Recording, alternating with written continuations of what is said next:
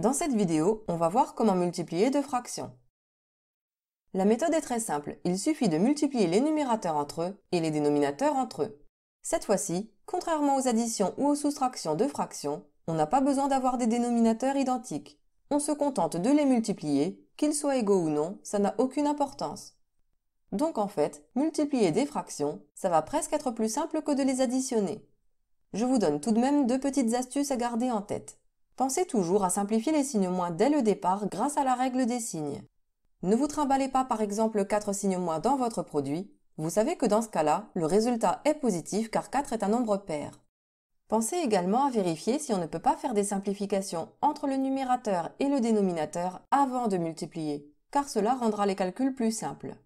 Surtout si les nombres sont grands. Par exemple, si on a 49 en haut et 56 en bas, ils sont tous les deux dans la table de 7, donc on peut simplifier par 7. On aura alors des nombres plus petits qui seront plus faciles à multiplier. Et c'est parti pour 4 exemples.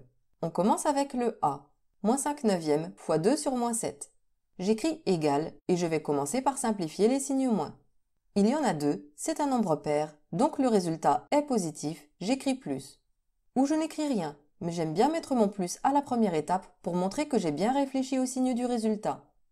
Je prépare mon trait de fraction, je multiplie les numérateurs, donc en haut j'écris 5 fois 2, et en bas je multiplie les dénominateurs, 9 fois 7. Je rappelle que je n'écris pas les signes moins puisque je les ai déjà simplifiés. Cette étape que je viens d'écrire va vous sembler inutile, mais moi je la trouve importante car c'est là qu'on va réfléchir en regardant en parallèle le numérateur et le dénominateur pour regarder si on ne peut pas les simplifier. En haut j'ai 5. Est-ce qu'il peut se simplifier avec le 9 ou le 7 en bas? Non.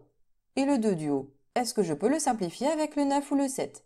Non plus, donc je ne peux pas simplifier et je vais calculer. Je ne vais pas réécrire le plus cette fois-ci. En haut 5 fois 2 ça fait 10 et en bas 9 fois 7 ça fait 63. Donc A est égal à 10 sur 63 et c'est terminé. Passons au B. J'ai deux fractions à multiplier, je commence par simplifier les moins. Il y en a 3, c'est un nombre impair, donc le résultat sera négatif. J'écris le signe moins. Je prépare mon trait de fraction. En haut, on a 5 fois 8 et en bas, on a 3 fois 7. Je ne multiplie pas bêtement, je cherche à simplifier. D'abord le 5 du haut. Est-ce qu'il se simplifie avec le 3 ou le 7 du bas? Non. Alors le 8, est-ce qu'il peut se simplifier avec le 3 ou le 7? Non plus. Je ne peux pas simplifier, je vais donc calculer. Je n'oublie pas le moins qui est devant. 5 fois 8 ça fait 40 et 3 fois 7 ça fait 21. On termine avec deux multiplications plus compliquées. Le C possède 4 signes moins, c'est pair, donc le résultat est positif. J'écris plus. Je prépare le trait de fraction. En haut, on a 35 fois 16 et en bas 4 fois 63. Et là, vu qu'il y a des gros nombres, je suis presque sûre qu'il y aura des simplifications à faire, donc je réfléchis bien. En haut, j'ai d'abord 35. Est-ce qu'il se simplifie avec le 4 ou le 63? Eh bien oui, 35 et 63 sont tous les deux dans la table de 7. Je vais donc les décomposer. En dessous, j'écris égal, je prépare le trait de fraction et je remplace 35 par 7 fois 5. En bas, je remplace aussi 63 par 7 fois 9 et je n'oublie pas le fois qui était devant 63, que je laisse devant. Il me reste 16 en haut et 4 en bas, et ça tombe bien car ils sont dans la table de 4. Donc je remplace 16 par 4 fois 4 et 4 par 4 fois 1. J'aurais pu laisser 4 aussi, remarquez. Je n'ai plus qu'à simplifier tout ça. Il y a un 7 en haut qui se simplifie avec le 7 en bas, et je simplifie aussi les 4, mais attention, il n'y en a qu'un seul en bas, donc en haut je ne peux en barrer qu'un seul. Au numérateur, il reste 5 fois 4, ça fait 20, et au dénominateur, 1 fois 9, ça fait 9. Je ne peux pas simplifier 20 neuvièmes, donc c'est fini.